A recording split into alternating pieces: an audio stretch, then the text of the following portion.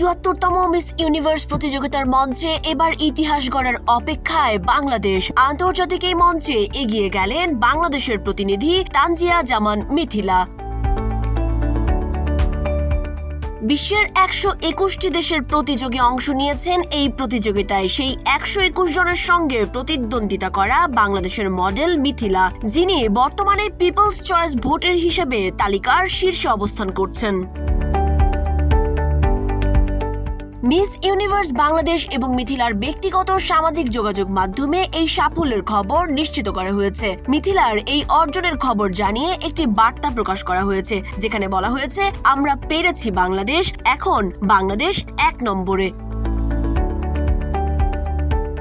এদিকে সদ্য প্রকাশিত এক ছবিতে দেখা যায় মিথিলা মিস ইউনিভার্স প্রতিযোগিতার মঞ্চে বাংলাদেশের জাতীয় পতাকার রং এবং রয়্যাল বেঙ্গল টাইগারের ছবি সহ একটি ড্রেস পরে বাঘিনীর বেশে দাঁড়িয়ে আছেন। তবে ভোটের লড়াই কিন্তু এখনো শেষ হয়নি। এই পিপলস চয়েস ভোট চলবে আগামী ১৯ নভেম্বর পর্যন্ত।